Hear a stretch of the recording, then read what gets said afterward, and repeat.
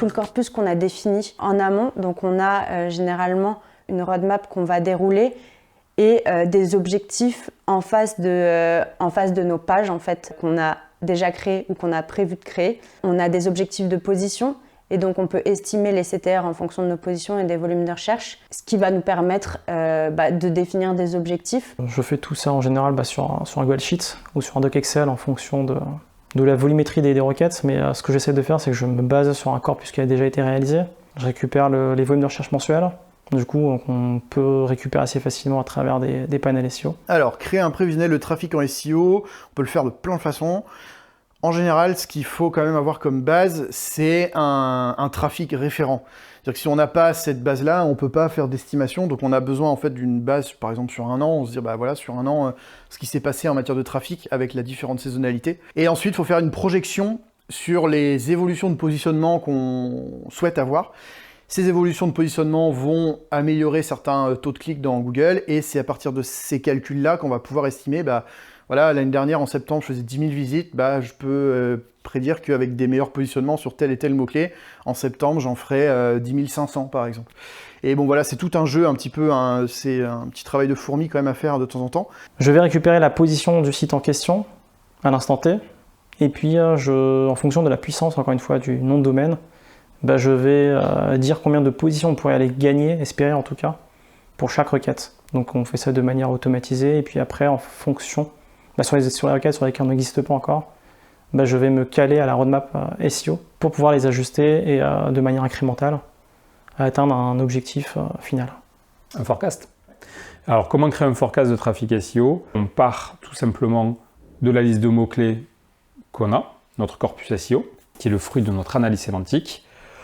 On a une liste qui est quand même très exhaustive, en tout cas chez IFN on aime bien brasser vraiment tout le champ lexical, la short tail mais aussi la long tail, la long trail, donc toutes ces petites déclinaisons de mots-clés que les gens vont rechercher. Et à partir de là, on va définir déjà la position qu'on a aujourd'hui sur ces mots-clés-là, et donc du coup le trafic qui en découle.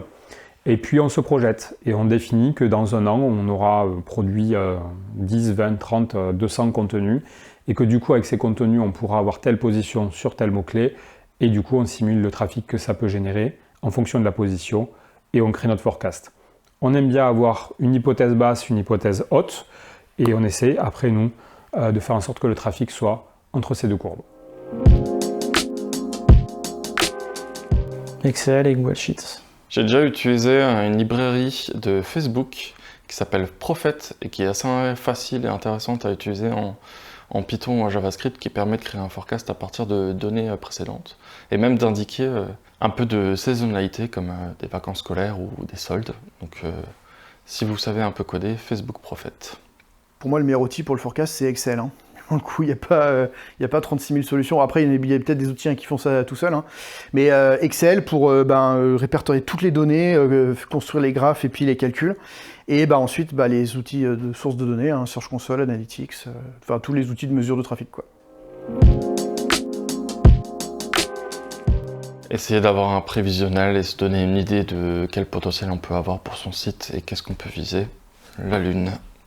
L'enjeu d'un forecast, c'est de se projeter, de projeter le client et d'avoir une vision et des objectifs. Je pense que c'est assez important quand même. C'est qu'aujourd'hui, c'est vrai que quand on va créer du contenu, la plupart du temps, ce qu'on va voir, c'est est-ce qu'on gagne en trafic ou pas. Mais j'ai envie de dire, quand on crée du contenu, qu'on publie, c'est normal. Mais l'idée, c'est de pouvoir aussi un peu relativiser et dire où on en est, clairement, mais où est-ce qu'on aurait pu être aussi. Ce forecast, en fait, va nous permettre de nous situer par rapport à cet objectif et de savoir un peu ce qui nous manque encore et qu'on pourrait aller chercher en passant parfois par de la création, mais d'autres fois par de l'optimisation tout simplement. L'utilité première, c'est de se donner un objectif. En SEO, travailler à l'aveugle ou naviguer un peu à vue, on a vite tendance à s'éparpiller et je pense que poser un forecast de trafic, ça permet tout simplement de dire voilà où on veut aller.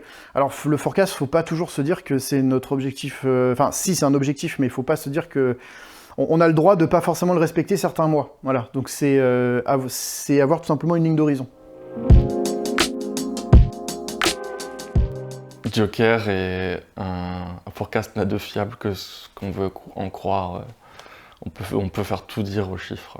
Bah, en fait, j'ai envie de dire non, parce que un des meilleurs exemples, c'est l'année Covid. Bah, voilà, Covid arrive, qu'est-ce qui se passe? Tout le monde ferme, tout le monde va sur Internet, bah, tous les forecasts de trafic ont été à revoir, à mon avis. Donc en fait, par essence, le forecast de trafic, il n'est pas fiable. Mais pour autant, on peut quand même lui induire une notion de fiabilité dans cette volonté d'avoir un objectif quand même. Oui et non. Oui, j'ai envie de dire, bah, si rien ne change. Mais d'autre côté, je dirais non, parce qu'il y a l'actualité, on dépend des internautes, donc des volumes de recherche derrière. Finalement, c'est pas vraiment fiable à 100%. Mais en tout cas, voilà, ça me donne encore une fois une idée de ce qu'on peut espérer aller chercher dans un temps donné. On peut le faire tous les 3, 6, 1 an, ça dépend de quand on veut le faire, mais souvent l'exercice, on va le faire de façon annuelle. Le forecast de trafic SEO, malheureusement, il est tellement confronté à la réalité extérieure, donc aux facteurs externes, ce genre de choses, que en fait, si on voulait bien faire, il faudrait le mettre à jour tous les mois, mais c'est impossible, on passerait notre temps à faire ça. Je pense qu'une bonne régularité, c'est tous les trimestres, par exemple. On peut, sans devoir tout réviser, enfin tout revoir, on peut réviser les objectifs déjà, et tirer les enseignements de ce qui est passé pour pouvoir réajuster certains objectifs. Il faut quand même une certaine fréquence de mise à jour sur le forecast si on veut qu'il reste un minimum cohérent. Ouais.